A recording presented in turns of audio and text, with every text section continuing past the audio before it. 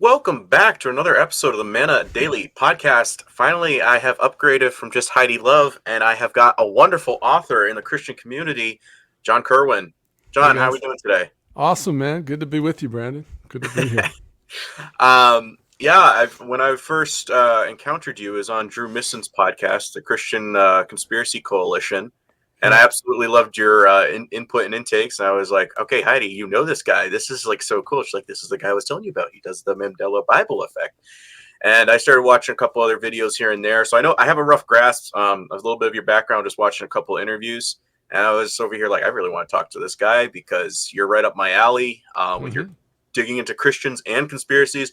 It's like, okay, I got to talk with this guy. So my first question, what was the first thing that got you going into the conspiracy route as a Christian? Yeah, that was going back to when John McCain was running for president. I was Oh, just wow. a normie, I guess, as you could be. It seems so foreign to me now, but I don't know. We just weren't asking questions.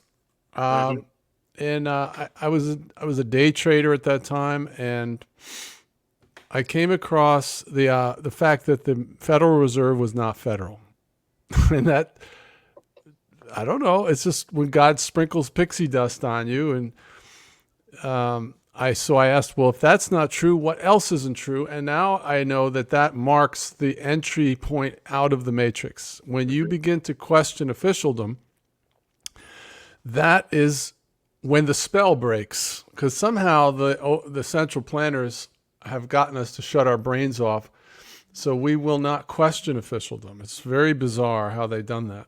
Mm-hmm. But that's why when you go to this other category of person, which we lovingly call normies, they will tell you, I don't know and I don't want to know. They will admit to you that they're not questioning officialdom. And your little theories are unwelcome. And you're just standing there going, why wouldn't you want to know if you're being slow killed and enslaved? And they just don't want to know. So that sets up a very difficult dynamic between you and your loved ones. Like in my case, my beautiful wife asked me for a divorce after 24 years of marriage. And she said, I Mm. don't want to be married to you. We're in two different worlds. And I subsequently found out that that's actually common. If people don't end in divorce, they end up having marriages that are quite vacuous. Some are able to coexist. A few are lucky where their spouse is either a gracious normie or actually a truther, but those are very rare. Most people are on the ropes. That's what Mm. I found.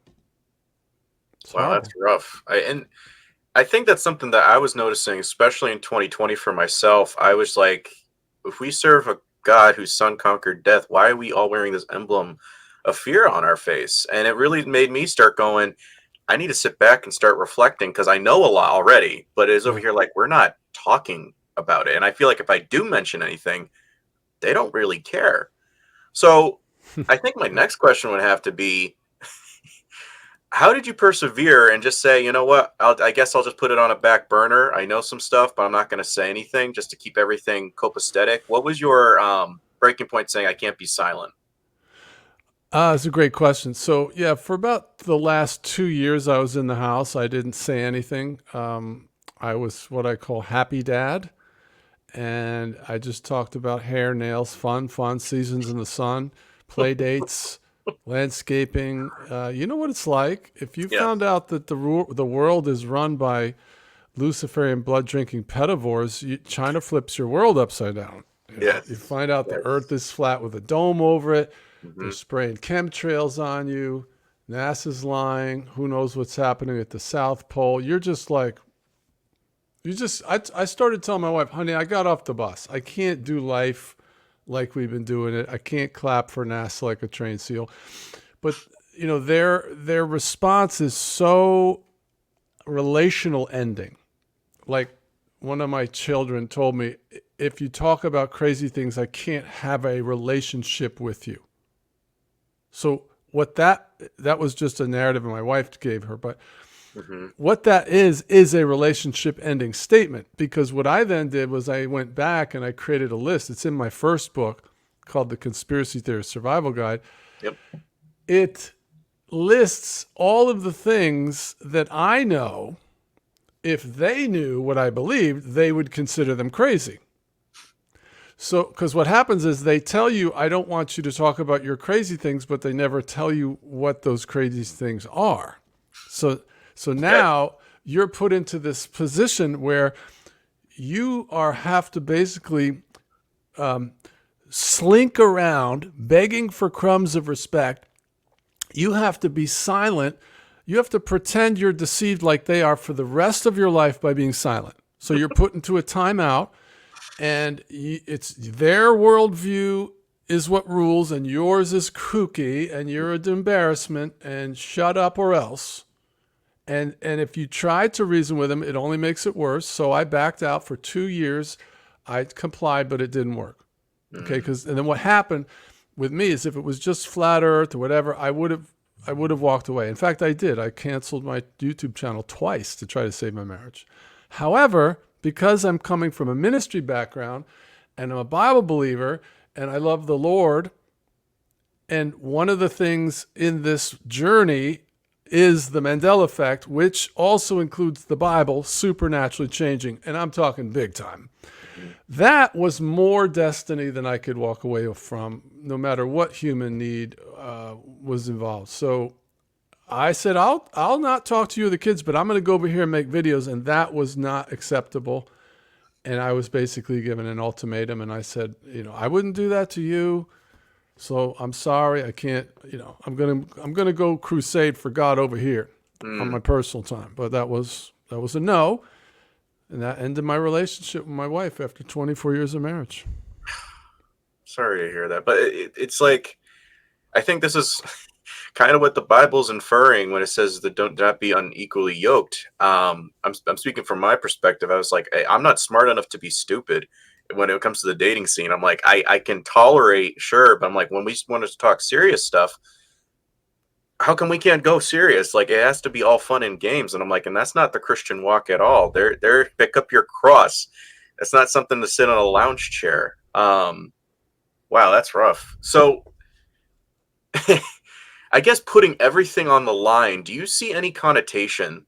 And again, I'm not one of those people who's like, you put prophet in front of your name and you go in it, but do you see any connotation with a modern day like apostle or a prophet where you're going through persecution and they don't see it because they've taken the, I don't know, cubicle Christianity. I just want it cookie cutter, very easy in and out. I don't really want to go heavy. I don't really want to delve for myself. Like you were just mentioning prior, there's a lot of pastors, they're preaching, but they're not teaching. They're not discipling. They're not saying, this is why we're going away from that, or the things that are going. It's like a rapture ready extraction package of salvation, and there is no, what do I do to save souls until I'm called for the kingdom of heaven? Do you see any connotation with that, with the conspiracy theory connections there? I think I understand your question, but see if you can restate it so I make sure I understand. Just break it down. So do you think modernly conspiracy theories could be more so leaning into real ecclesia as opposed to just wearing the label and adjective of, yeah, I'm Christian? Real, I mean, I understand what ecclesia means, but are conspiracies considered real ecclesia? I don't understand that question. So Christians that go to church, but they're actually saying there's some weird things. We never talk about New World Order. We never talk about what's getting sprayed in the sky. We never talk about, real stuff. Is it relevant, you mean? Relevant. I've said relevant in the sense that I guess the best way to describe it is you're feeling a conviction by the Holy Spirit, and you're seeing everybody else kind of sitting there in a stupor of a congregation of the dead. And you're over here like, guys, we got to be doing something more. But then everybody makes fun of you. But it's like the man of God, prophet, fill in blank of apostle, whatever. You're over here saying, no, we need to get going. We need to be the watchman on the wall. We need to warn people. Do you think there's any connotation with ancient Bible definition of, oh, you're just, making things up, Jeremiah, to the modern day, I'm telling you that we're this close to the end. You guys don't want to listen. Is that better phrased? Yeah. So I say it all the time. I say that I don't believe that church leaders or spiritual leaders in the Christianity can properly minister to the needs of the believer in 2024 unless you are a conspiracy theorist, kook, nut job, living in your mom's basement, trafficking in the dark corners of the internet, living on pita pockets. There's no way that you are going to be able to share the relevancy of the hour unless you can talk about these things. And we've been proven right. Is this broadcast on YouTube, or where do you go out to? Yeah, this is going to be on YouTube and probably Rumble. All right. Also So just so I can make sure I speak appropriately. So Roger that. we saw the relevance of this journey that we're on as Christian truthers when the medical emergency came into existence. And we saw the churches line up with the power structure, and now they're having to have funerals for a lot of their congregants because they were normies. So Yes. one of the things that we hear very often is, what difference does it make? I still got to go to work, don't I? Or church leaders will say, well, I just want to focus on souls. Well, your house is on fire. And let's really break that down. What does that mean? I just want to focus on the gospel. Okay, so Yes. so you have the marriage counselor in a full-time ministry capacity who ministers to couples all day. Now, if your theory is correct, it would apply to them also. So the marriage counselor should stop counseling on marriage, and they should be going out and evangelizing. Because to you, the only thing that matters is winning souls. Right. All right, so what God does, though, is he gives us a book that's about 2 inches thick that addresses all the spheres of life. There's three institutions. There's the government, marriage, and the church to order society. There's all kinds of things in there about money, about relationships, about morality, about society. And so you get this knee-jerk response to people who are trafficking in these topics, which are generally unsavory and unhappy topics. And we're fed this Christianese, churchianity type sound bites that try to cut us off at the knees because they don't want to be involved in it, because they know if they do, they're going to get persecuted like we are, because they're persecuting us. So to those people, I say, well, Tennessee just passed a law out that's banning chemtrails. Okay, so we've been vindicated on that one, that we've been sprayed by like bugs and from above, and who knows what they're doing to us. And these things matter, okay, because your people are dying, and all of this tyranny has a response. The only proper response to tyranny is to resist it. Yes. In your Christianity. This is not dippy-dippy-do, Jesus loves you. Okay, the kingdom of heaven is a quasi-military operation. Yes. And we are called to step onto the battlefield. Jesus said, occupy till I come, and let's get our Christianity has some feet to it. And if you were to speak about flat earth from the front of the room and these blood-drinking Luciferians running things, your church would triple in 90 days, sir. I'd certainly go to it. But a lot of us have left the church to find Jesus, and we're fed up with the smoke screens, the skinny jeans, and the big screens, and all of the seeker-sensitive tactics to drag in the rock god to pump up the numbers, and all of this coffee in the lounge areas like a Starbucks. And I'd rather go to a Buddhist temple, like, not to take on Buddhism, but the whole idea that the church has become a social scene is really souring people that just want the sufficiency of Christ. You know, and what you're saying, Brandon, is that we want truth, okay? Yes. We're not afraid to find out, that the sun is simulated. It's not even real. It's covering up the Nibiru or some cloud, or I don't know what they're doing, but the sun is not real most of the time. Sometimes it is, I think, but it's being covered up. And these are like things you can prove pretty easily in the underground bases, and NASA's fake, and all this stuff. You find all this stuff out as a Christian, and all of a sudden the Bible takes on a whole new life. And you begin to walk in a whole nother dimension of dominion and truth, and It's exciting. It's relevant. But what happens is you go from living on a cruise liner to living on a battleship.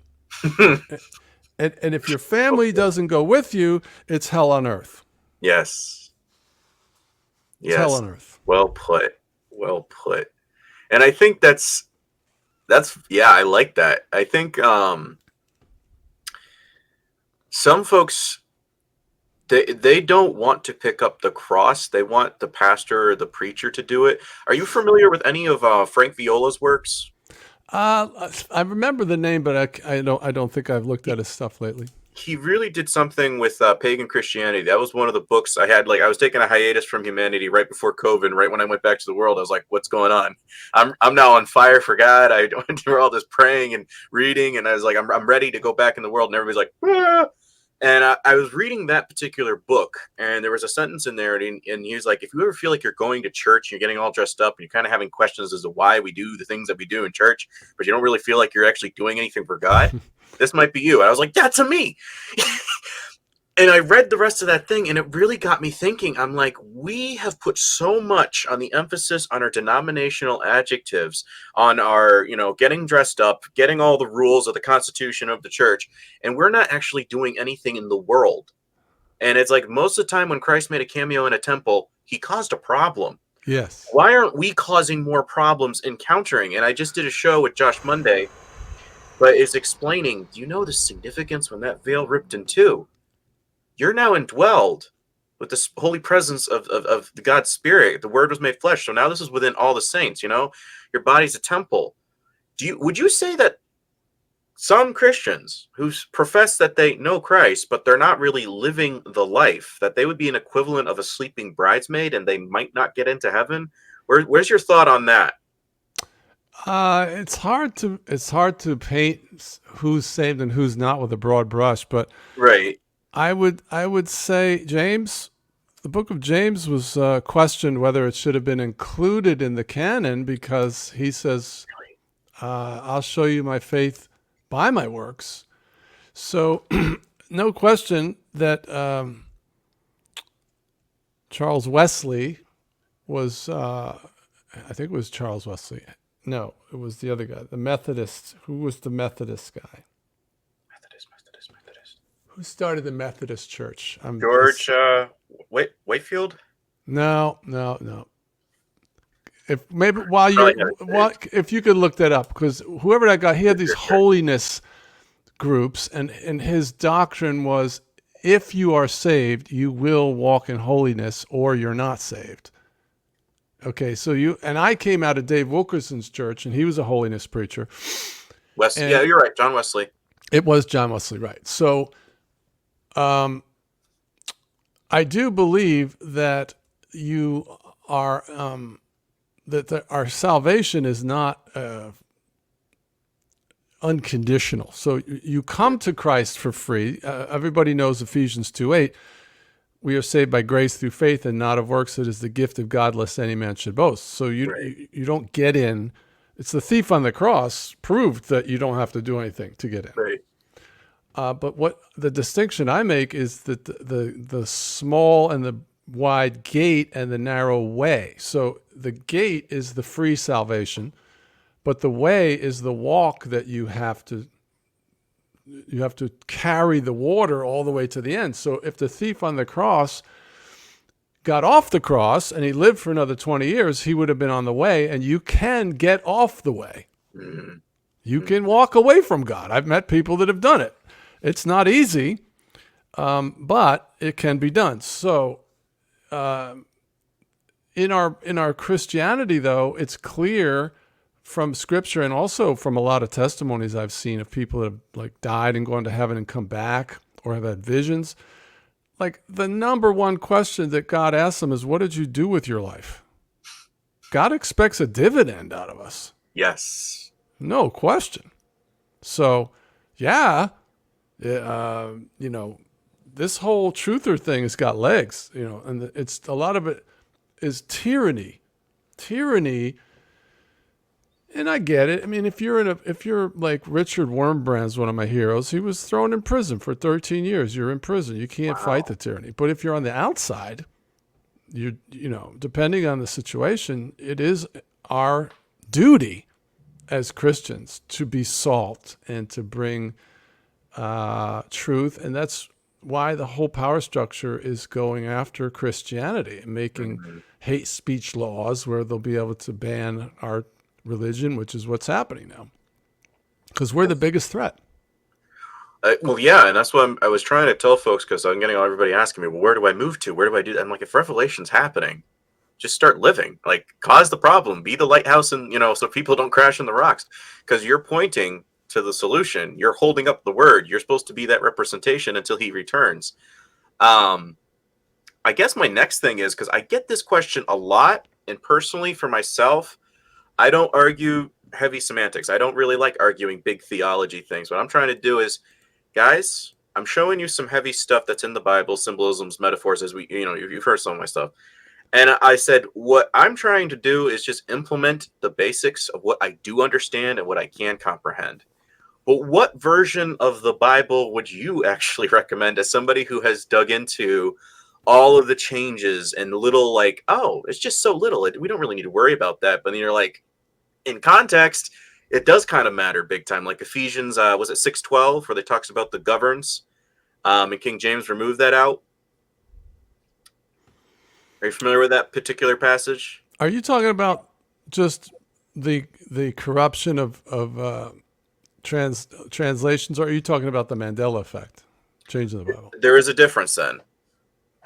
Well, the differences are very stark. The Okay. Bible Okay. being supernaturally changed is bringing like a tidal wave of corruptions. Hmm.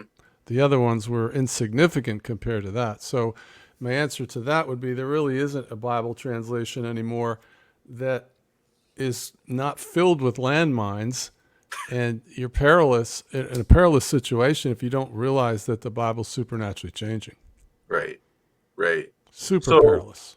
I guess my next thing is, so if you get the argument by someone who's pseudo, or somebody that reads enough where they're over here going, well, look, the etymology for holy is connecting to Helios. So how do you know it's not like Helio Bible? Or, how do you know it has any authority or credence if they're always tampering with it? What would be your response to that? That goes to meeting the author of the Bible. So when I was born again in 1983, I was converted, and Jesus endorsed his scripture. The word comes alive when you meet the Lord. All of a sudden, the Mm, Bible is just your bread and your very breath, and you can't believe what you're reading, and you just read it constantly, and God's speaking to you through it. And so the whole idea that the Bible is not God's inspired word is something that you can't convince somebody of. They have to experience that. Now, mm, the whole debate about the doctrine of preservation, the immutability and inerrancy of Scripture, that's a more of an intellectual, scholarly conversation. But as far as finding God, you do that in a variety of different ways. I got born again in a church, and the Bible was nothing to me prior to that, but then it mm. was everything. So how do you explain that? You can't. God just intervenes in your life, and he just takes over your life, and it's undeniable. So unless you've had that born again experience, you're just talking to the wall, basically. Fair, fair. And that's kind of what I was saying, is like the word became flesh. So Mm. it'll be like 1 Peter 3:15, the last of the faith that's within you, because your life is starting to counter, and it's different. It prompts the Paul. We're philosophers. Want to come up top Mars Hill and explain this philosophy? It's not a philosophy; it's a faith. But yeah, I'll come up Right, there. right. Um, and I don't. So, what would you recommend for people that are still in the church but they're trying to convert? Is there any method after time that you've had now to reflect or kind of see, like, how do you throw out a hook? How do you get somebody to say, well, we can part ways, we can agree to disagree at this time, but basically leave like a follow-up, something that leaves a little bit of a nugget of, am I in doubt? Do I question this? Is there anything that you've had? I don't follow your question. I'm sorry. So is there any way to prompt somebody to kind of second guess everything that they're believing, like, oh, well, I put up a Christmas tree and I don't do it for the bad reasons. Is there anything where you could leave a little bit of a, okay, you can agree, you can have that belief if you want, but basically leave something like a nod of scripturally, I love you. I'm just leaving this as a bookmark, but you might want to come back and re-examine that. Is there anything that you would recommend, particularly with that? Because I know a lot of folks, they're afraid to be controversial. And I was just wondering if you have any advice of, it's okay to be controversial, or something that, it's okay to have that conversation, to be like, you know what? I'm the only one in the room. I have to stand up as an ambassador, Yeah, I mean, that's a personal conviction. God creates all different kinds of people. And so, some people are evangelists, and then some people are pastors, and some people are intercessors, some people are psalmists. So first of all, to answer that question depends on how God created you from the womb. Like I have twins, and they're different as chalk and cheese. One's carefree and all over the place, and the other one's totally serious. So your makeup is going to determine how you flow with God and your gifting and what you've given yourself to. But generally speaking, we do have a duty. If people are going to hell, for instance, there's a proverb that says, do you see those going to destruction? Oh, hold them back. So there's all of these urgings and pleadings in the Bible to, that's what destiny is. Destiny is what isn't your plans. So Paul said, I wasn't disobedient to the heavenly vision. So once you become born again and you're so grateful and you now know the reason for living, what typically follows that is a sense of duty to God. And so you begin to lay down your own plans, your own aspirations, and you begin to sacrifice. Out of a love relationship, you were like, I got to do something. If everybody's going to hell, I got to do something. So that's where that comes from. And then how it happens is going to depend on the individual. You can't really dictate that. Okay. That's fair. So about your book, what got you started saying, you know what? I got to start writing some of this down for other people to read. And I'm not going to lie, your book popped up in recommendation alongside Gary Wayne's as most popular bought together. I was like, that's the provenance right there. Which book? This conspiracy theorist survival guide. Where did it pop up? On Amazon. Really? Yes, and recommendation alongside Gary Wayne's book. I was like, that's pretty dope. Wow. Okay, well, that's good to know. That is the byproduct of a hellstorm that I walked through, of losing my wife and my kids, basically, too. They all think I'm nuts. And they think I'm responsible for breaking up the family because it's not what you believe, it's how you talk about what you believe. But they don't realize that Yes. the normie is actually the one issuing ultimatums. I don't blame my kids. They're blameless. They're just, and my wife too. I look at them as mind control victims. Right. Now, it's like, let me just use an example so I don't curse them, right? If somebody over here that I know has a brain tumor and then they're acting crazy because they have a brain tumor, I'm not going to be mad at them, right? So people that are normies are the victims of a lifetime of trauma-based mind control, just like all of us. I mean, I was in my 50s when I found out that the boats don't go over the curve. How is that possible? Fair. So I try to, walk in love and that, but at the same time, it's really frustrating when you go to a normie who doesn't know and doesn't want to know. That's the presenting characteristic where you are like, I want to know. And you try to show them your evidence about whatever it is you're hot and heavy on, right? And they'll look right at it and they'll just not care and then get flustered and want to change the subject. And you're like, but these people are trying to kill us. And this is this is robbing us of our years and our life. And now we're about to be vindicated. Okay. Because now we're rolling into where the wheels are really coming off the wagon. Yes. In the next 90 days. All right. And I don't know what's going to happen, but it is going to be it is going to be raining red pills. I mean, it already is. So what is the normie going to do when their worldview collapses into ours? I'm not sure. But that's what we've been telling them. Yes. That's what I've been saying, is when all this stuff starts to happen, you're not going to be ready.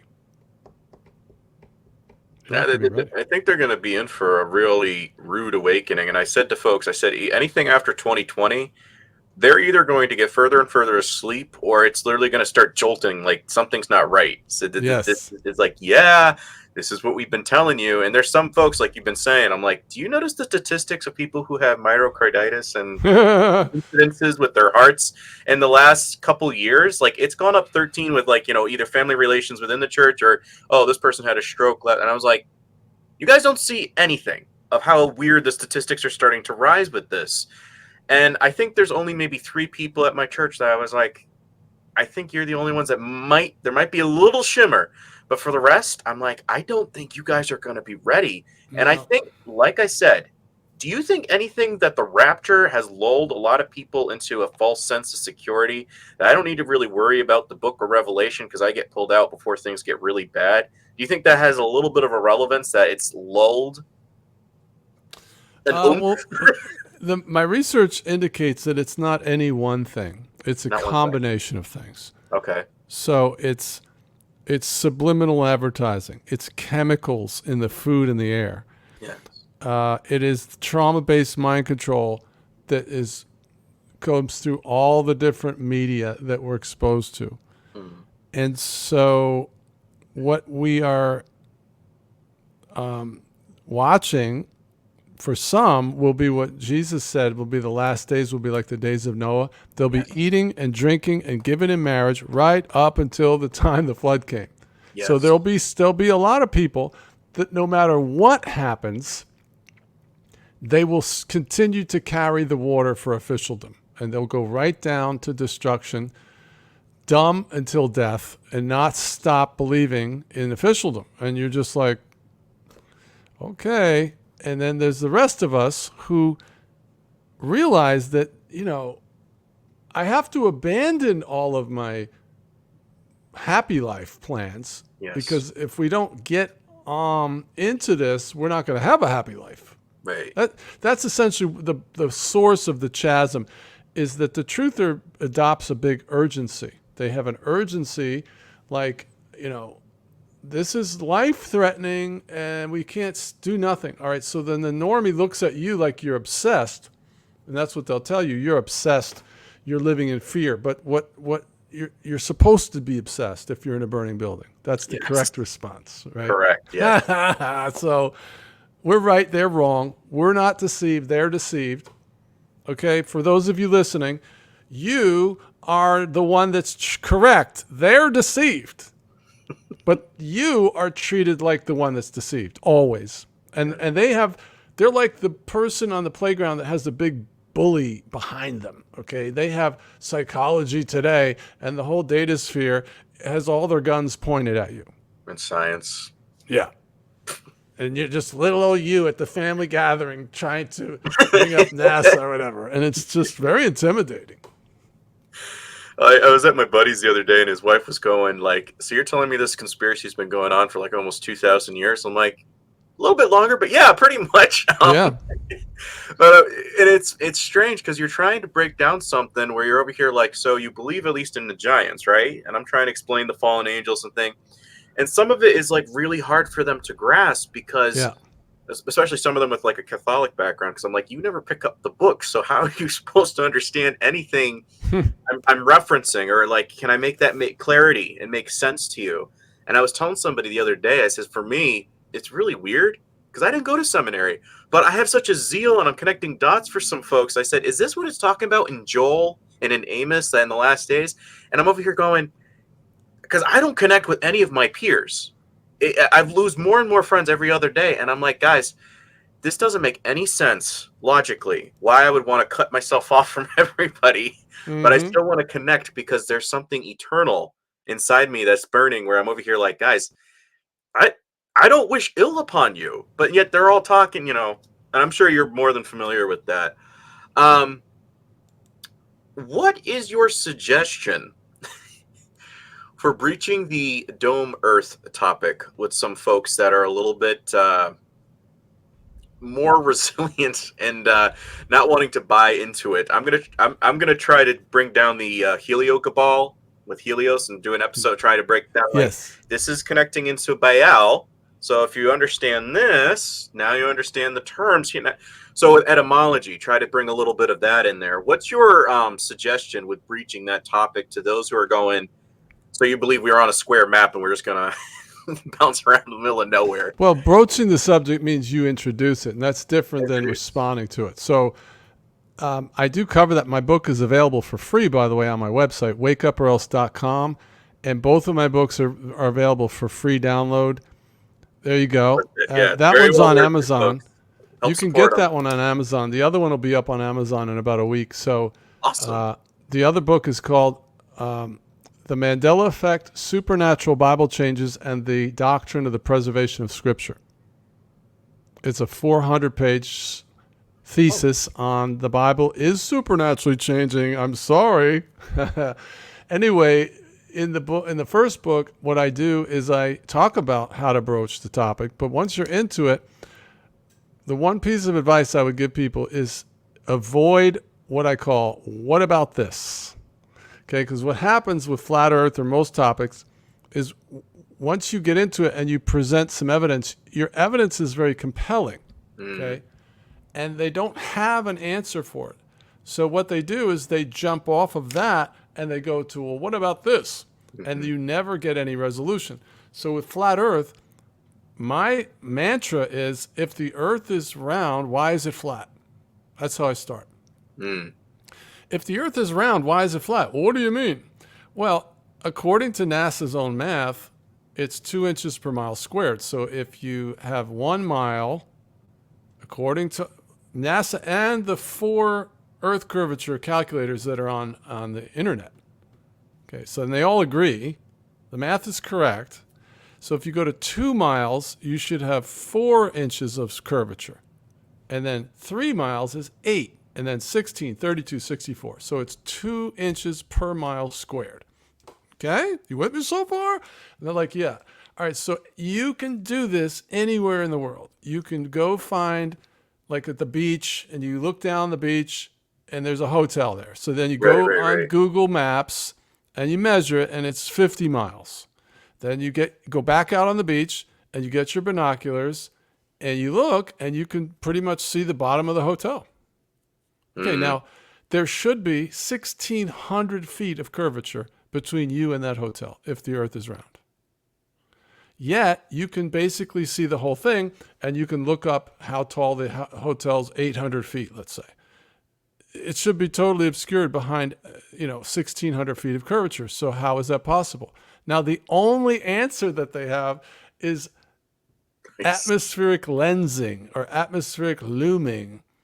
Okay, or if they really want to jump off, they could try to say it's a mirage. But yes, okay, a superior mirage requires very specific atmospheric conditions that are only present very rarely.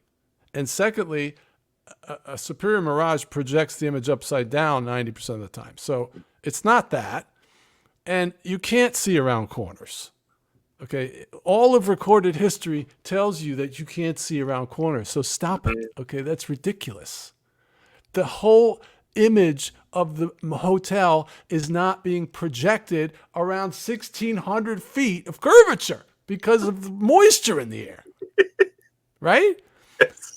And you can prove this too. If you take a pen or pencil and you put it in a glass of water, the refraction actually goes down, not up. So even if you're right, the refraction is going to work against you. Right. Okay. Right. And the refraction is typically only about 2 to 3, 4%. It's not 100%. So it's not going around the curve. So let me restate the question. If the earth is flat, or if the earth is round, how can I see the hotel? Now what they're going to do is they're going to say, what about this? And you say, listen, I'll answer that about why can you see the moon from Australia, or whatever they're going to say, right? Yes. You're going to say, well, before we go to that, let me just ask you about the hotel. And what you'll find is that they won't answer you. Mm. Now what they're going to try is they're going to try it again. They'll say, well, what about this? And say, well, no, I'll answer that. But let me first let's stick with one thing at a time. Sure. Okay, because you got to deal with the mind control. Now what they're going to do is they're probably going to either attack you, they'll fly off the handle and start using ad hominem attacks like you're crazy. This is crazy. Yeah. Yeah. Okay. Or what they will offer you is what I call a tacit surrender. They will go, what difference does it make? I still got to go to work, don't I? Mm. Okay, because what they just did was they realized they're boxed in. They're painted into a corner. Yes. Your logic is searing. There's no answer. And so, but they don't want to admit defeat. So they go to this cockamamie response where they're going to tell you, what difference does it make? Okay, and what that statement is sort of insinuating is they're saying, even if what you're saying is true, it doesn't matter. Now, the reality of that is nobody that finds out after your entire adult life that the earth is flat and stationary with a dome over it, nobody that actually accepts that can say that it doesn't matter. Mm-hmm. Okay, so that person is still lying. And that's what I just said. You need to call them on that. Right, okay. You need to articulate what they're actually saying when they tell you what difference does it make. You need to deal with the mind control, Right. not the empirical evidence. And now, if I did that, I said, look, Brandon, I understand what difference does it make. You can only say that if you don't believe it. Because if you did find out that the earth is flat with a dome over it, especially as a Christian, Yes. then it would matter. So the only way you can say that is if you don't believe it's true. Because doesn't it matter to the fish that the hook, that the worm that he's going after has a hook on it? Mm-hmm. It does matter, okay? So you don't want to be in willful ignorance just because it turns your world upside down. You want to go into this with your eyes open. So let me ask you again, and this is the part that's really hard to do.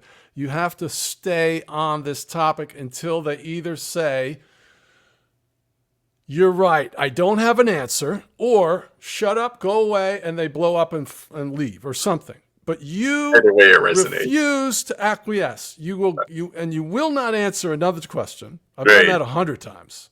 Nice. And I did this once with a guy on my channel in 7 years. I finally got one guy to admit I don't have an answer. Nice. And it took me about 2 weeks of going back and forth with this guy for 2 weeks. And he would try to go off, what about this? And I would just bring him back. And then he would say, he would have a reasonable argument like the atmosphere. I would dispel that. And so what's the answer?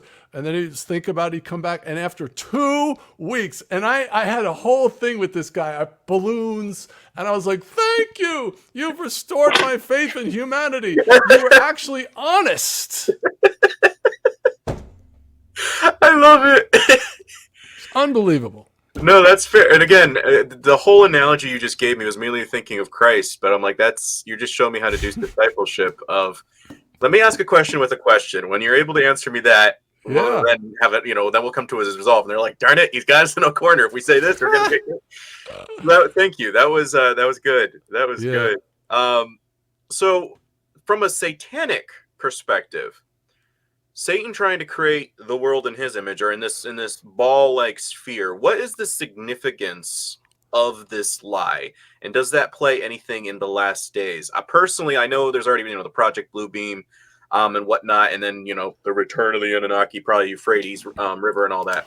What is like the ultimate thing, though? Like, couldn't they still pull that off? Just say that we breached the dome finally, and we've come to restore this all for you. What is their ultimate goal with creating this lie for over 400, 500 last couple of years? Yeah. Well, there's a lot there. It's a prison planet for sure. Because if you take the flat Earth, then you can go out from the flat Earth to the edges, and you can travel beyond that, and there may be other Earths outside of our Earth. But if you wrap it around a ball It becomes a prison planet which you can't escape. And then they control the narrative to Right. where, Right. you're all this finite resources and all this stuff. So plus, what it does is it propagates the whole godless universe narrative. So Okay. it's very similar to the monkey to the man picture. Remember that? They Mm-hmm. showed us that in kindergarten. So you get the monkey, and then it gets bigger, and then he's a guy. Okay, so what is that saying? There is no God. You evolved from monkeys. Okay, so the ball Earth is the same narrative. It's the Earth was formed over billions of years as spinning gases cooled. That's what I was told. I remember that. Mm-hmm. All right, well, you can't have a dome that forms from spinning gases. There has to be a creator. Right. So the spinning ball Earth is an attempt to, propagate the godless narrative, which is what they want.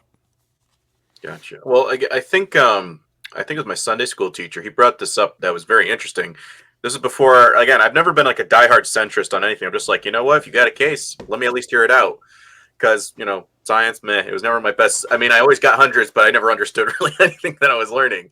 And he was talking about how Joshua, where the sun stands still. And I was over here thinking to myself, how is that possible? Like, if that's spinning, how does that just suddenly stop from what they're telling us? So he stops the whole Earth. Like, wouldn't people feel like some sort of cosmic shift? Like, oh, that's not normal.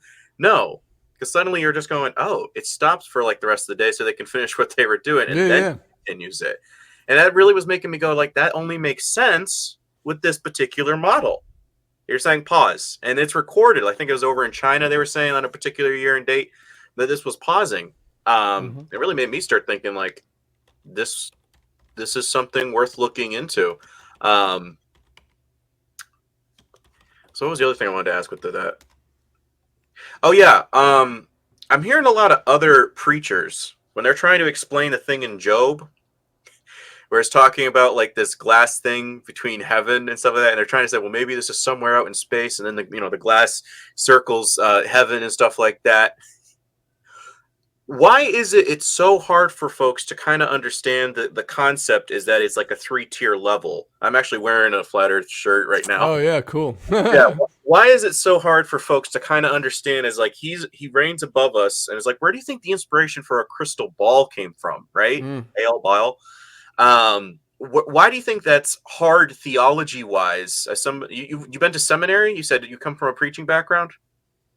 I do. Yes. I was in the ministry for 10 years full-time and part-time lay ministry for about 20 years. So is there something in the ministry aspect where like if a student was sitting there and they suddenly pop up with, hey, what does this make? Does this make sense? Like the earth does not move. Does that make sense with modern science? Like, do you think there's some seminary students that are kind of just going, I'm not going to say anything, like Dr. Michael Heiser, who knows Hebrew, but he didn't ever breach that particular topic because he was like, what's the kickback going to be? Mm-hmm. Well, yeah. I mean, a lot of people lay low because they don't want to, have all that persecution.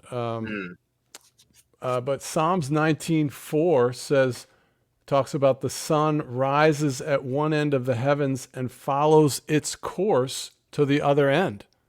So the scripture teaches that the sun is moving around us, not the other way around. That's Psalms 19, verse 4 through 6. The sun rises at one end of the heavens and follows its course. And, the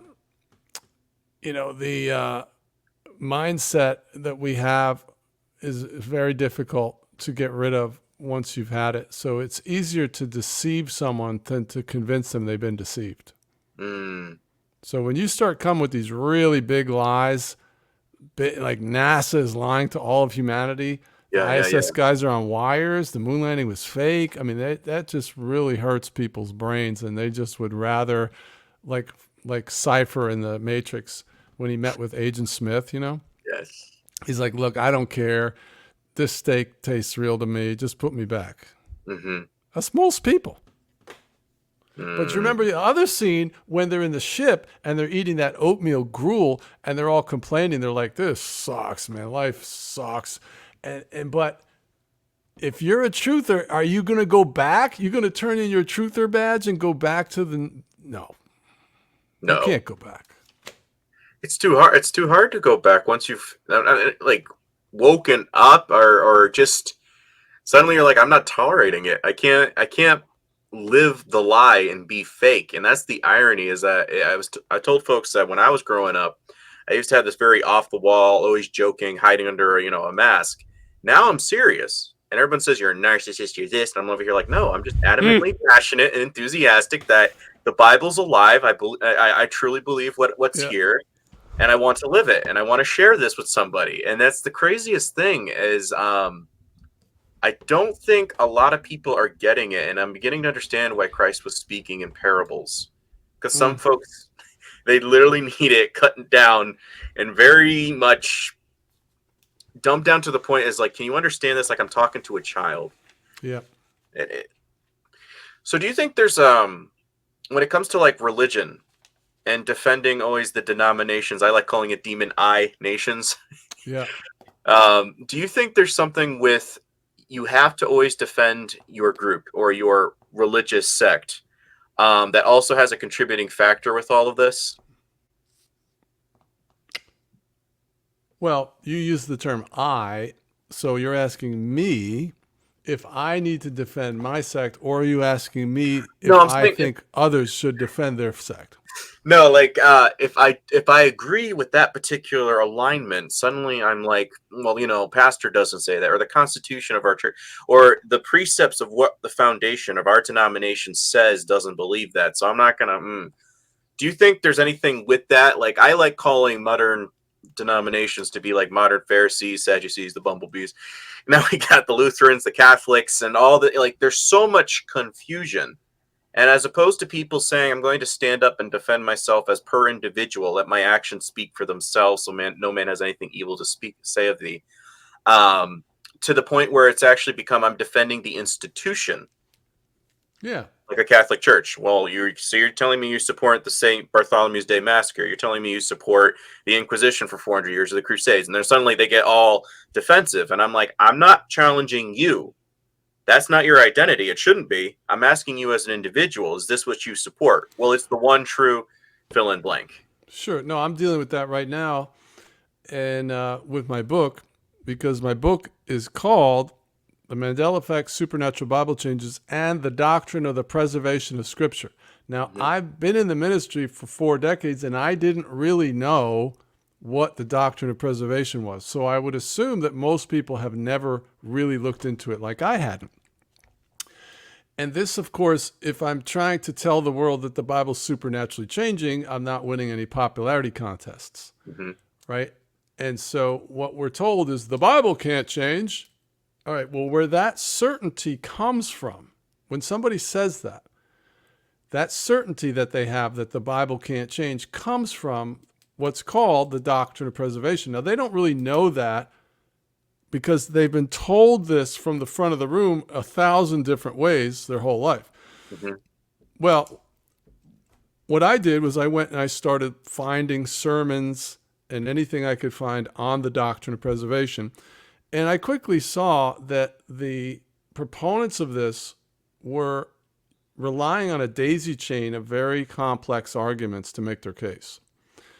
And it turns out there's basically 2 pillars that make up this doctrine. The first is the supposed preservation promises in the Bible. Psalms 119:89. Thy word is forever settled in heaven.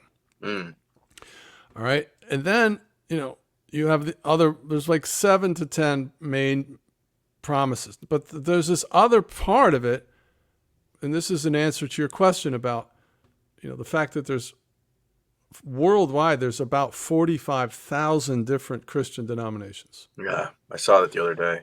All right. So the DOP, as they call it, Doctrine of Preservation, it's based on presumption. It's based on logic and reason. They have a term called theological necessity. And what that means is they'll say things like this.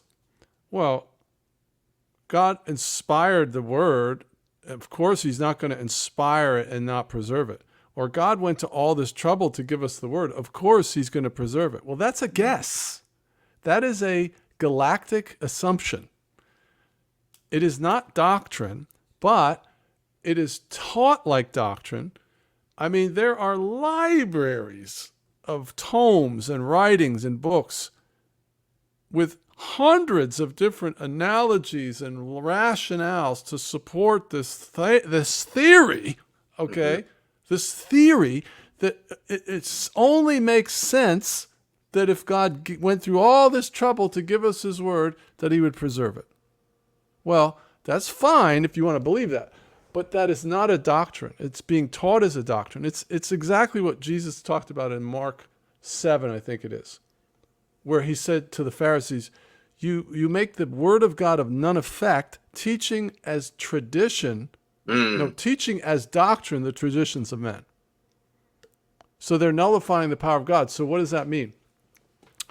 In answer to your question, those people, which is the majority of the church, is teaching this philosophy as doctrine.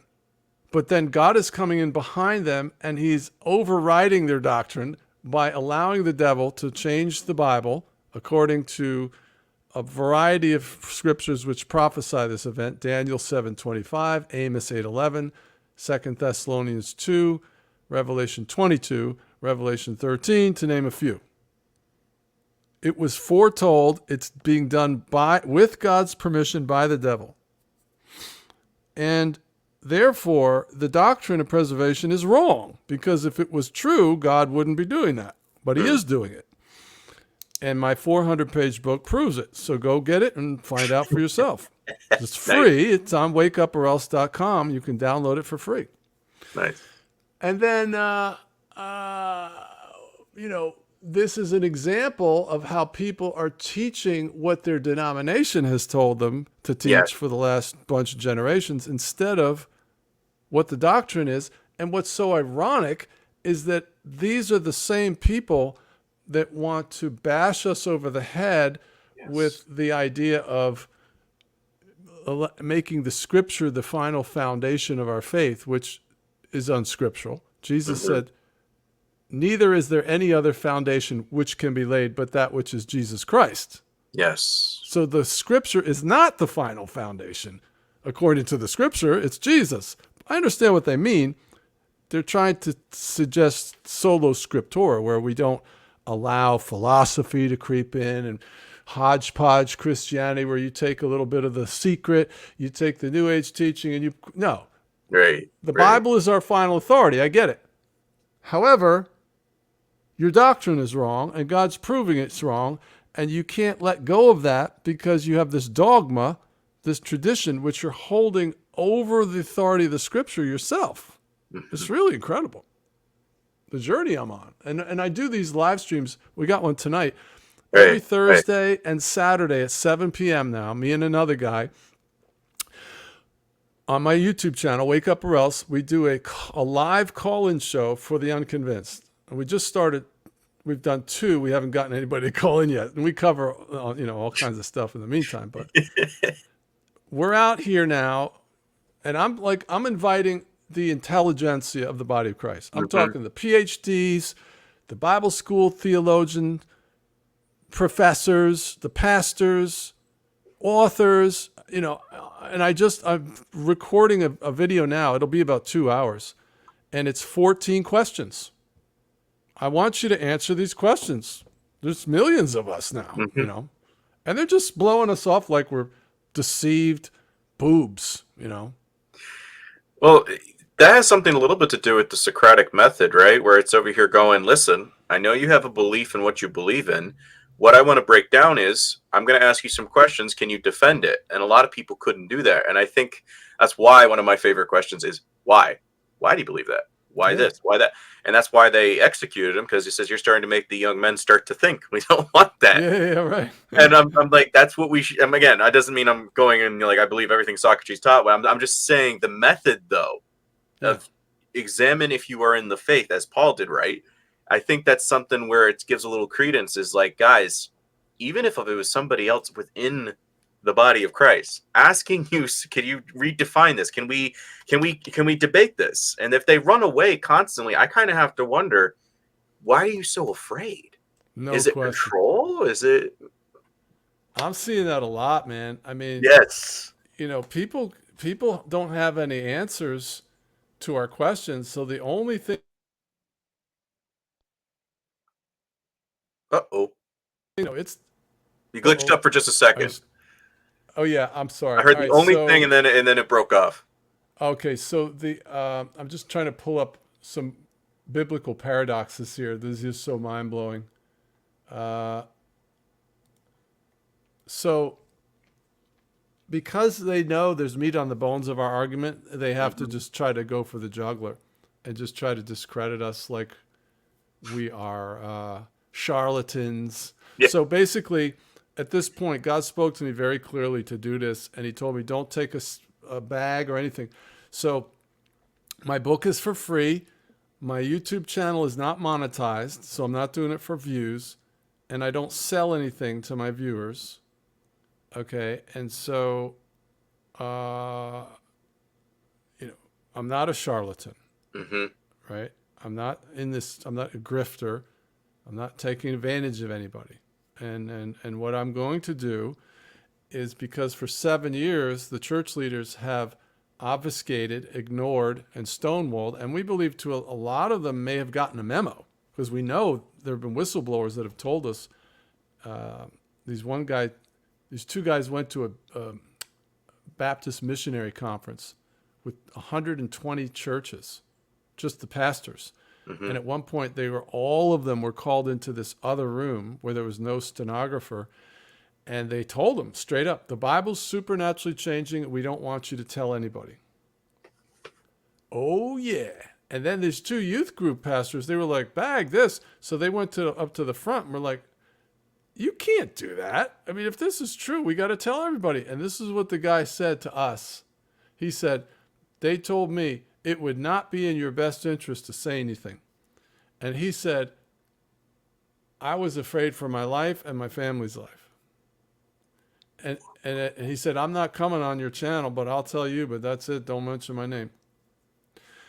And we've talked to other people who are in positions, church deacons. Remember this one deacon? He was like, yeah, we know it's changing, but we're not telling anybody. And he basically said it was because of the money. I was like, aren't you going to hell? I mean, how are you not going to hell? That's what I told them. You're a hireling. This is unbelievable. What you're saying. You're taking a spiritual bribe, which is like 10 times worse. I'm telling you what, Mabel. So my point is this. So God, I actually quit like 4 months ago. I was so despondent about my family, my kids. I was like, I can't do this anymore.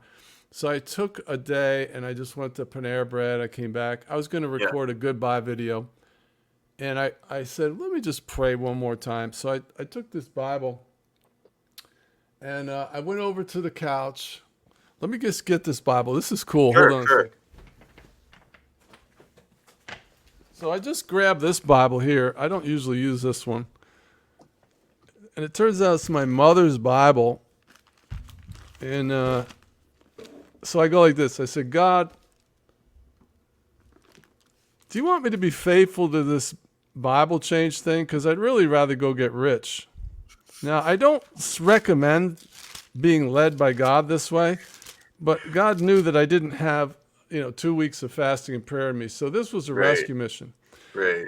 All right. So I said, do you want me to be faithful to this Bible change thing? Because I'd rather go get rich. I just flip open the Bible, and this is what I see. Okay.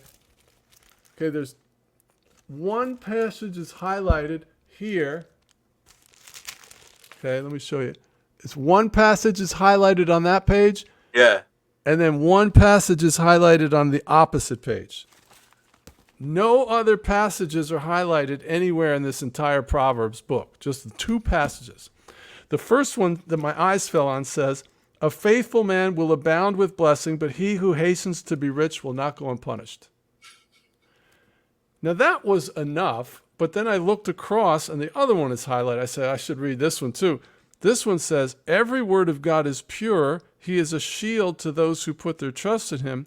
Do not add to his words, lest he rebuke you and be found a liar. Well, that's like a mission statement for my ministry. Nice. And I had already had this whole thing with God that I would never second guess him if he ever spoke to me. So I was like, okay. I remember I stared at the wall for like 5 minutes. I was like, that really just happened. Yes. That was totally supernatural. So I got recruited back into this 4 months ago. So for 90 days, I woke up every morning, ate something, I went up to the couch, and I wrote this book. Nice. The first book took me 6 months. I was like, I don't have 6 months. So I burned this thing out in 90 days. And so we just launched it, 2 weeks ago. Wow. And it's for free. And so what the goal is now is that, and 3 years ago, I was standing over here and God told me the preachers are coming. So what is about to happen in Jesus' name by faith is that large donors are going to step in, and they're going to see this is destiny has visited them, because it's only limited by the budget. So if I have a budget, let's say of $50,000 a month for advertising budget, and my only goal is to give the book away, essentially. Mm-hmm. What will happen is we'll go around the pastors. The pastors are gatekeepers and they're impenetrable. Okay, Yes. We've proven that. But the people that don't have an agenda will see this immediately. So let me give you a couple examples. And actually, can I share can I share the screen? Sure. Do I have to hit anything here over on my I don't end? think so. Let me try. Okay, Let me cool. see what happens. Yes, I tried, and I think you have to give me permission. Screen. I'm not sure how I can give you permission. Window. Oh, it went away. So is it good? No. No. Wait a minute. Present, share screen, and then also share. Oh, I see something, and there we go. Okay, cool. All right, so give me a second. Let me Sure thing. make this slideshow from current slide. That's better. Okay, so what you're looking at on the screen are what I call biblical paradoxes. So first of all, they should be wildly unfamiliar, like you've never seen them before. So if you've ever spent any time in the Bible, you'll be shocked at that level. But these are particularly shocking because these are all doctrinally dark. They introduce dark themes, sexual innuendo, blasphemy, really nasty business, and they got no business being in the Bible. Mm-hmm, mm-hmm. And the reason that they're really tough for the unconvinced is that they're all universal, meaning they're in every translation. They're in the King James Bible. They're in the New American Standard. They're in the NIV. They're everywhere. Because the number one argument is, well, you're just confused by modernizations. Okay, now what that means is let's take this scripture. Judge not, blank ye be judged. What would you say if you were to fill that in? Lest ye be judged. Right. And a billion people will tell me that. Right. If you go to Matthew 7:1, what it says is, judge not that ye be not judged. Judge not lest ye be judged does not exist in any King James Bible or any Bible in any century.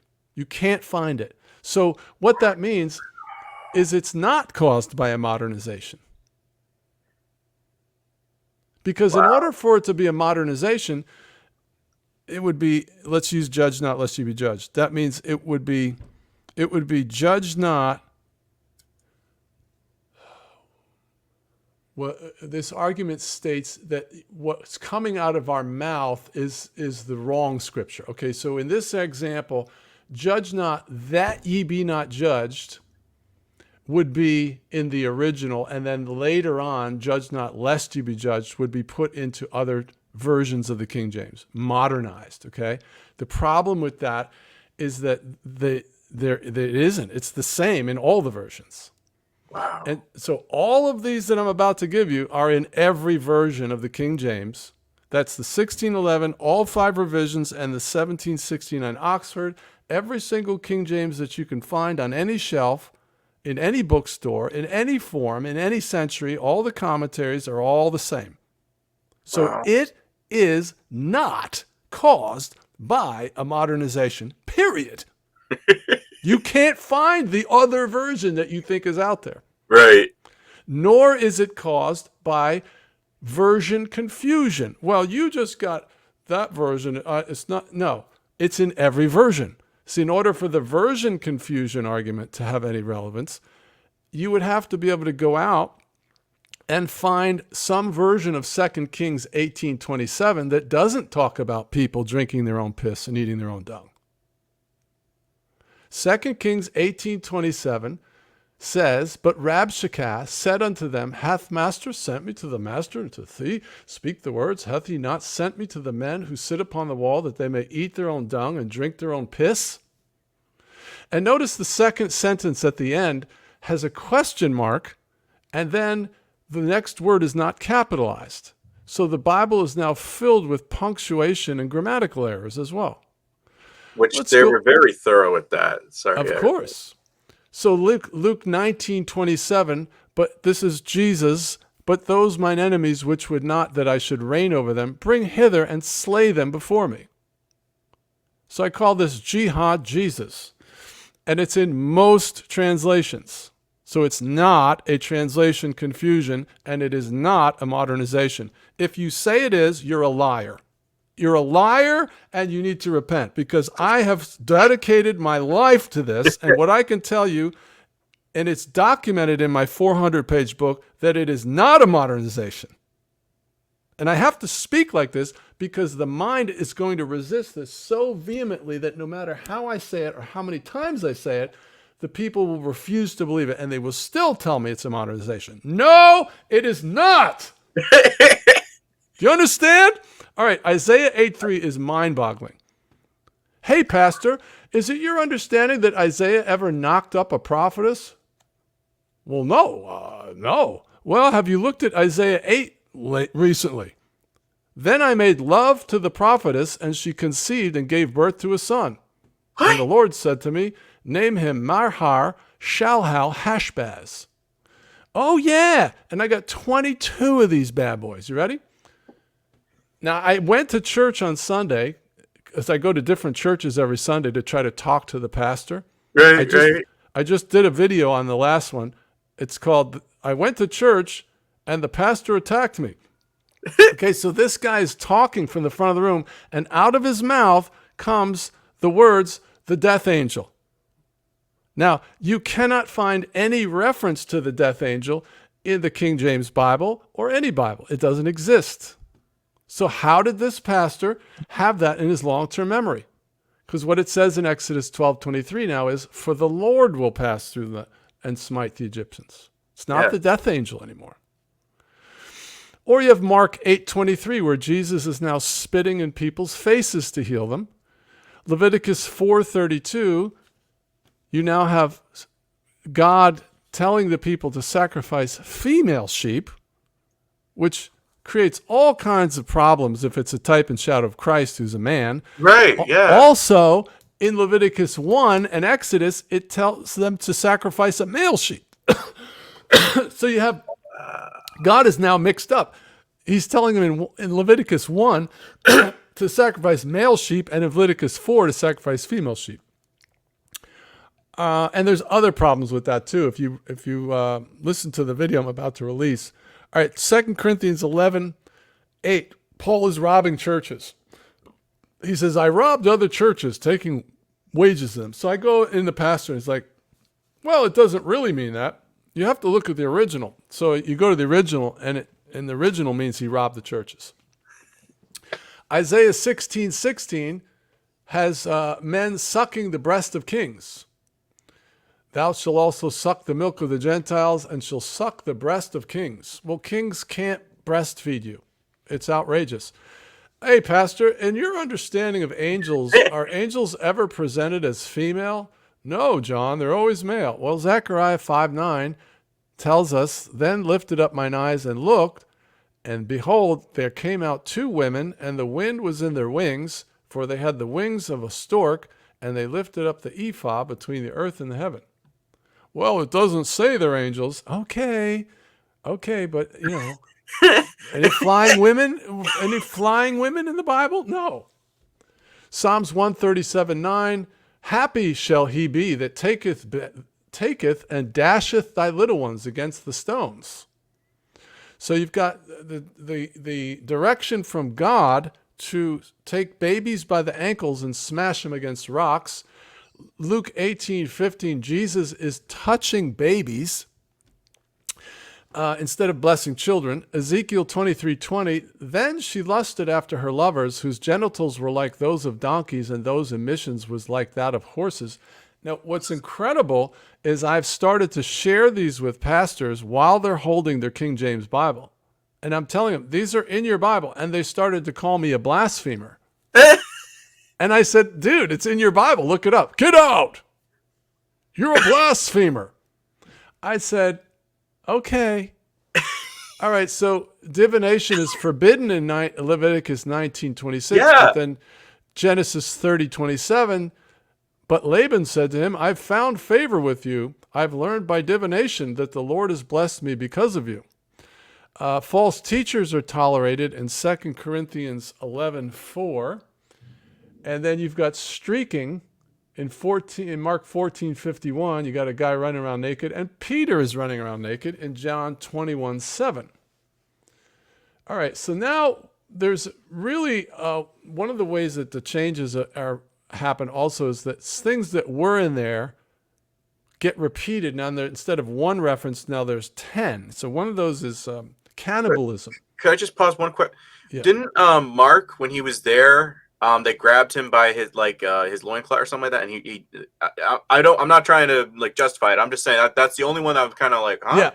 Yeah. Mark 14:51, and there followed him a certain young man having a linen cloth cast about his naked body.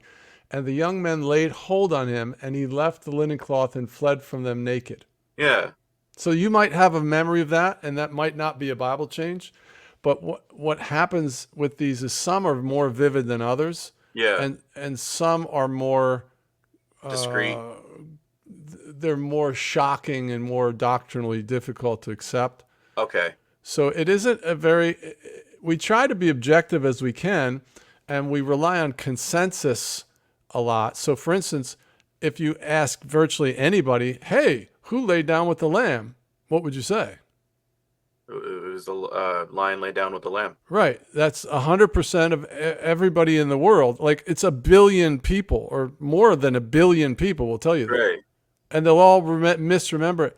Well, if you go to Isaiah 11:6, it says the wolf will dwell with the lamb. How is that possible? Weird, because I remember my pastor one time saying that. It's like, oh, where do we get that? He says it doesn't. It says the wolf. And I'm like, now you're telling me that it was the other way around. Yes. So somehow lion got into your long-term memory and into the long-term memory of the entire human race. Now, what we're being asked to believe, now, and this is by PhD level theologians, this is the intelligentsia, this is pastors. Right. When confronted with that empirical observation, what they try to sell you on, after some thought, they'll say, right, well, I can clear this up. They're just confused by misquotes from pop culture. Now, when you first present that, it's so laughable that it defies description, but I really dug into that, and I realized that a pastor has anywhere from 7 to 10 influences on a daily, weekly, monthly basis, yearly, decades, where he's reading the Bible, which is different than studying the Bible. And then he has a daily devotional, that's 3. Then he will listen to other messages, that's 4. He'll listen to Christian music, that's 5. Then he'll memorize the Bible, that's 6. Then he will prepare a message. That's 7. Then in church, he's going to hear hymns and stuff. That's 8. So there's 8 influences that are repeated on a regular basis over his lifetime. Now let's use judge not lest you be judged as an example. Right. He's getting judge not that ye be not judged, compounded influence, pounded into his brain over his lifetime. But when I go to him, he does the same thing you did. He says, judge not lest ye be judged. Well, how is that possible? Well, what we're told is that he's confused by a misquote from pop culture. All right, so my question is, first of all, how much time is this guy spending on Facebook? Because in order for that to be true, he would have to be spending more time over there than he is in all these other 8 areas, which doesn't seem like you can convince me of that. But secondly, you would then also have to show how this content expert's memory has been overwhelmed by not 1, but 50. Because I can stump him on at least 20 to 30 different passages. Right. Well, that becomes a very hard, difficult case to make. You can't convince anybody of that. And nobody that I've shown that to is like, oh, well, I can answer that. No, there's no answer to this. No answer. It's like, I'd like to see you try. So did they change when the phrasing in Matthew 7:15, did they change the phrasing from a wolf in sheep's clothing? Because I just did a little search when you mentioned that, and I'm like, the original came from Aesop's fable. So are they trying to like throw that into the Bible? I'm not sure I understand the question. I think I understand. You're talking about what you're suggesting, I believe, is you're trying to suggest that this can be explained by what's called an implanted thought. So you have Aesop's fable over here that's talking about the lion, but the Bible has always said wolf. Now that goes back to the analogy that I just gave you. Right. Because how often do all the people in the world read Aesop's fable versus reading the Bible, listening to Christian music, reading the daily devotional? Okay. Aesop's fable would have to overcome all of these daily, weekly, monthly, yearly influences in order for that to be true. The person who tainted, is it possible they were trying to interfuse that so they could discredit the Bible? And by that, I mean like Jesuits when they're tainting. And again, I'm reading a book, Rulers of Evil, really expensive. Great book, but it's talking about why the persecution in the Catholic Church was starting to rise up is because people were starting to actually be able to read it themselves. And so they're like, oh no, we need to put an end to that. And then they started to counteract learning with learning.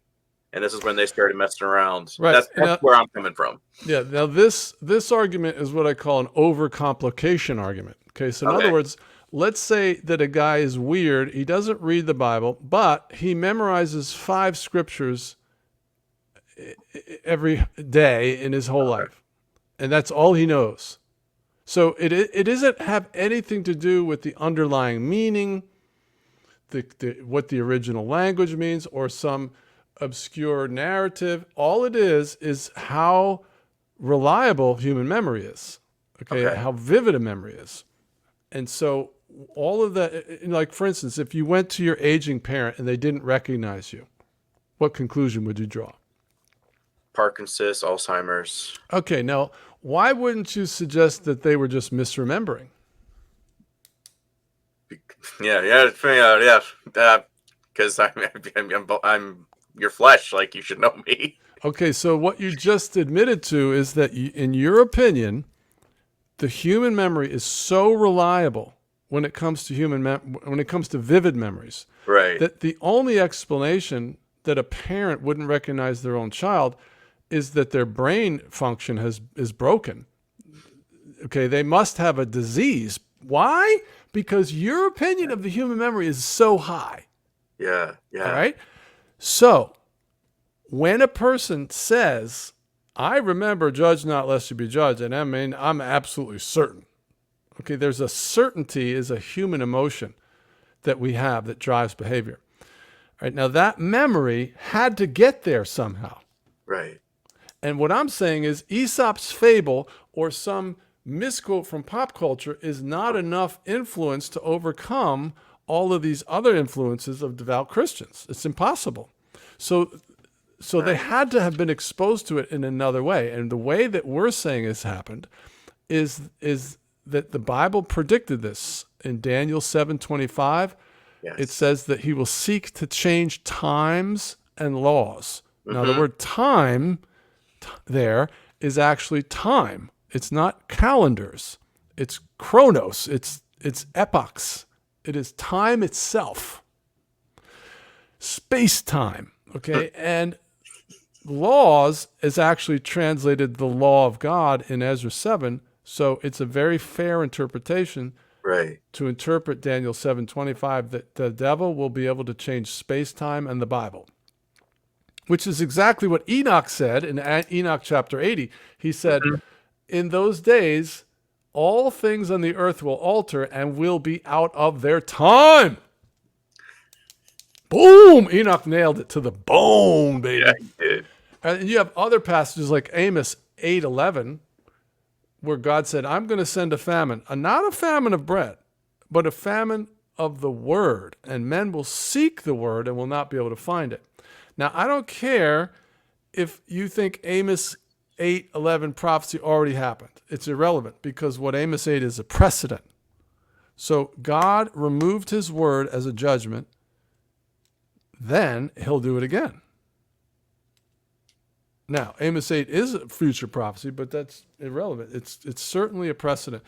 So that's where we are. He's doing this as a judgment. The sheep hear my voice, and then they know me. Yeah. That was the first thing I was thinking of when you said that, is because if you in the word, those who seek me will find me. And secondly, when you just said that about the Amos thing, I immediately was thinking Revelation 18:23, the voice of the bridegroom and the bridesmaid was no longer heard in thee. Then it was talking about pharmakia. Yeah, oh, wow. So I love talking with you, John. You're getting the Holy Spirit kicking in with all this extra. Boom!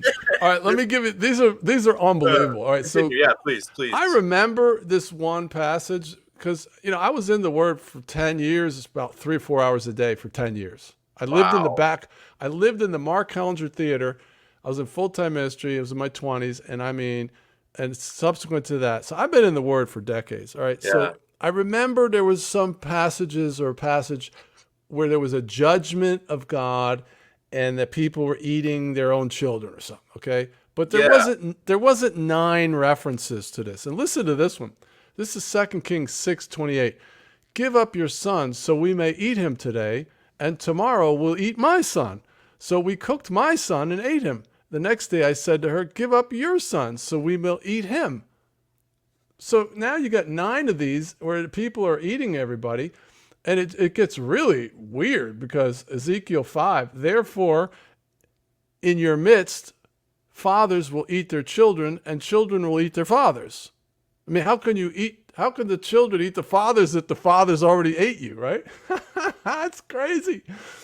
Micah 3:2, you who hate good and evil and love evil, who tear the skin from my people and the flesh from their bones, who eat my people's flesh, strip off their skin and break their bones in pieces and chop them up like meat for the pan? No, this was not in my Bible. No. All right, let me go on. Then you got 16 references to men kissing now. I'm not going to go into those. I remember people falling on their neck and kissing them, but not 16 times. All right, these are the ones that'll blow your mind. All right, Leviticus 12:8. These are only King James Bible now. Yeah. Okay? Leviticus 12:8. And if she be not able to bring a lamb, then she shall bring 2 turtles. No. Yes. 2 turtles, baby. Now, this is really a doctrinal problem because 2 verses behind this, it says they can bring 2 turtle doves. Yes. And then 2 verses later, it's saying you can bring 2 turtles. The 2 words are identical. The transliteration is identical. One is translated turtle dove, one translated turtle, so there's no reason for that. Nursing fathers in Isaiah 49:23. And kings shall be thy nursing fathers. All right, so it's introducing LBGT themes. Right, yeah. All right, now this one, though, I believe is probably the most clear doctrinal problem of all the changes. This is Hebrews 6:1. I don't think you can really get around this one. Now, this chapter here is talking about moving on from the basics. We're going to move on from the elementary principles and we're going to move on to the deeper things of God. That's what it's saying, right? However, the Mandela effect has now removed the word elementary from the King James Bible. It's still in the other ones. But this is how the King James Bible reads. And I'm talking your King James Bible on your shelf, okay? Yeah. Therefore, leaving the principles of the doctrine of Christ, let us go on to perfection. What this is teaching is not to listen to Jesus anymore. You can now depart from the teachings of Christ. If I'm a bad actor, I can take this and run with it. I can teach Satanism is now the way. Let me read it again. Therefore, leaving the principles of the doctrine of Christ. It doesn't have the adjective leaving the elementary principles any longer. And you know it used to be there, dear soul. Yes. If you're a Bible person, you know it was in there. And this doesn't bear witness. It is not a translation snafu. It's not a bad translation. If you go to the 1611 Cambridge version, this is what it'll say. This is real. Two men in a bed. I've seen two pastors now who freaked out when they saw this. It was obvious when they read it from the pulpit. It was the first time they'd ever known it was in there. And then they felt obligated to provide a disclaimer to their congregation. They said, well, let me make sure you don't think anything here. This does not mean they're having, they felt obligated to dispel the innuendo that's obviously there. Isaiah 45:14 says there is no God. Revelation 1:13. Now, let me just go back to the other one. I know the Bible says the fool says in his heart there is no God. Yeah. Okay, that's not what I'm saying. This is Isaiah 45. They shall make supplication unto thee, saying, surely God is in thee, and there is none else. There is no God. It should say there is no other gods. Yes. But this is subtle, okay? The devil's subtle. He's trying to do this under the radar. So what he's not doing is he's not changing it like John 3:16 into God so loved the world, he sent his only begotten daughter. If it was that overt, everybody would know it's changed. Right. So the changes are subtle enough where people, they just kind of go, what? But then they chalk it up to a modernization thing, or they got a hold of a bad Bible or something like that. No. Not now. I'm telling you what's happening, so you better get the book. So much with the New Age aspect, because you just take that and you run with it. It's like, yeah, well, it is. Absolutely. Yeah, this is bad juju, man, for the end days. All right, this one is really bad. So Baphomet is an image of a half man, half woman, half human, half animal. Okay, so this one's pretty strong. Okay, Revelation 1:13 says that Jesus has paps about his with a garment down to the foot and girt about the paps. Yeah. Now that word paps is the word mastos in the original, which is female breasts. The stethos is the word that should be there. That's the word when John laid upon his breast. Stethos, male breast. Yes. So they gave Jesus female breasts, and then Jesus is touching babies. So we got big problems. If you don't know this is happening, you're in a perilous scenario. Just to throw in with if I could, John, I figured out that Hermes, hermaphrodite, connect with the Baphomet guy. Hence, we had the 2020 with Solvay and Coagula, which is Solvay was 9/11 and Coagula was blood clot. And I've connected this to Nimrod's son to Muse. And the fact that you mentioned turtles is one of his symbols, as is the eagle. So I'm seeing again his stuff is a lot of the God consciousness. One of his symbols, Yep. the cross, and that's what Christ died upon. So you're connecting a lot of dots for me, going, oh, I see what they're doing right now. No question. This is pretty crazy, huh? Well, you're connecting so many dots for me, going like I didn't even know that they were like it's in real time. This is something I looked up a couple of stuff you're saying. I'm like, every version, you're not lying. It's there. There's a lot of this one's really strong. This is Noah and Noe. So Matthew 24:37. But as the days of Noe were, so also comes the Son of Man, and that's Strong's 3575. And the transliteration for that word is Noe. 1 Peter 3:20, however, says, which sometimes were disobedient when once the long suffering of God waited in the days of Noah. It's the same word in the Greek, and it's the same transliteration. Okay, so why would that be? Both passages are translated from the same Greek word. Right. Both passages have the same transliteration. Both passages appear in the same version in the same New Testament. Mm-hmm. And then, of course, I could tell from your reaction that Noe is unfamiliar to you. Is that correct? I first thing I was thinking was a connection with Noel, which some people have brought that down, saying maybe Noel as in no Lord. Right, but no. What is your in a simple way? What is your memory of Noah ever be referred to as Noe in your New Testament? Never. Never. I've seen Isaiah a little bit misspelled, Esias, Esias or something like that. Yeah, but here I've you go. Never seen Noah's name misspelled. Right. So for the first time in my Christian life of 40 years, I never heard of Noah being referred to as Noe. Jeremiah is now called Jeremy in Matthew 2:7. Asher is called Aser in Luke. Hosea is referred to as Osi in Romans 9:25. Naphtali is Nephthalim. John the Baptist is called John Baptist in Matthew 14:8. Elijah is Elias. John is Joses. Isaiah is Isaias. Yeah. Timothy is Timotheus. Manasseh is Manasses.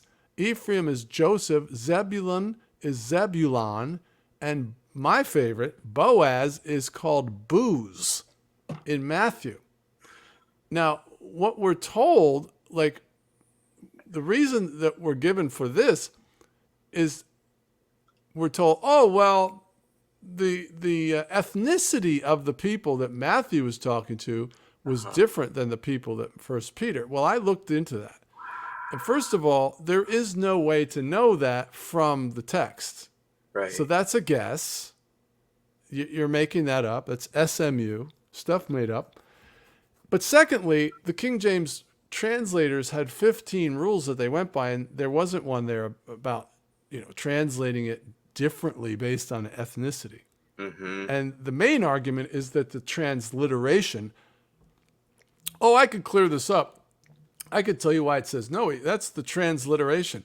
Well, if that's true, then why isn't Noah in 1 Peter transliterated Noe? Because it's Noe in Matthew 24, and in the exact same Bible, it's Noah. There's no reason based on transliteration for it to be different if you're correct. So this is proof that your Bible's changing. Unequivocal. I'm sorry to be the bearer of bad news. No, that's crazy. Here's your Leviticus 12:6. Okay, turtle dove in 12:6 and turtle in 12:8. Exact same word in the original, exact same transliteration. Tor and tor. One is a bird and one, because what I'm told is, well, I can clear this up. The two words are interchangeable. Well, no, a seer and a prophet are interchangeable, and New Testament and New Covenant is interchangeable, but a turtle dove is a bird and a turtle is a reptile. They're not interchangeable. Wow. Here's the dictionary. There's no etymology for reptile in that word. So I created one. Here's what God told them to offer this. I love it. Now, this is extra proof. Okay, all of the commentaries have caught up except this one. Now, I'm predicting that if you come back to Eliot's commentary, in 2, 3, 4 months, this will have changed. Because when we see these changes, the updates to the timeline are not completely accurate all at once. Right, Some of right. it's gradual. So what you're looking at is what we call residual evidence. So Eliot's commentary for Leviticus 12:8 still says turtle dove. But look at what the Bible says for Leviticus 12:8. If she be not able to bring a lamb, she shall bring 2 turtles. Now, Right. all the other Right. commentaries here say turtles. This one doesn't yet, but it will. Oh, yeah. Now, this is also a problem with this passage because Leviticus 11:29 names turtles as unclean. That's what I was gonna say. I was like, wasn't there something in there? Oh, yeah. So Leviticus 11:29, these also should be unclean unto you among the creeping things that creep, the weasel, the mouse, and the tortoise. Okay, now if you go over to Leviticus 1, Mm-hmm. you're not allowed, do not offer anything that has a defect. So this is a brazen biblical paradox. You've got God telling you to sacrifice turtles, and then you've got God telling you not to sacrifice turtles. And you got the female sheep thing is another biblical paradox because here in Leviticus 4, you've got God telling you to sacrifice a female sheep, and then in Leviticus 1, you've got him telling you to sacrifice a male sheep right here. What, is God mixed up? Nope. Not the author of confusion. I don't think so. It's happening. That is crazy. Yeah, man.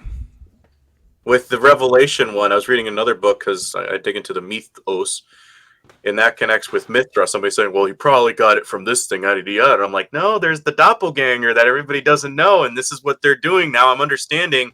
Oh, that's why they're doctoring it up, because I understand what the other... Oh, wow. Oh, wow. You have just exposed counterfeit in a whole new level for me. Well, I'm happy to have come on. I got to run because I got a live stream tonight at 7. I got to get ready for it. But Absolutely. This has been awesome, man. Where can folks find you on your channels? Any ways to donate possibly to your cause? Yep. WakeUpOrElse.com. You can download both of my books, The Conspiracy Theorist Survival Guide and the new book are there for free. They'll be up on, one's up on Amazon, the other one will be up in a week. And then my YouTube channel is Wake Up or Else on YouTube. And we do live streams at least twice a week, every Thursday and Saturday at 7 Eastern. We'll be on there tonight. And that's the thing. That's us. That's we awesome. do basically we're providing a biblical analysis of the Mandela effect. We're a Christian fellowship for the truther community. So we're all over, just anything in the conspiracy world, but definitely from a biblical worldview. That is awesome. Yep. Well, John, thank you so much. I really felt like I learned a lot from an elder in the faith. Also, I love everything that you contributed. You really just helped connect some dots for me. So, folks, if you want to follow John Kirwin, I personally would recommend getting physical copies because, one, you're supporting the guy, and two, you never know when they'll crash the grid. So if you have somebody that's over here saying, well, how do you know? You actually have a hand copy. John, again, thank you so much, and hopefully we get to talk again soon. You too, Brandon. God bless. Thanks for listening, everybody. Take care.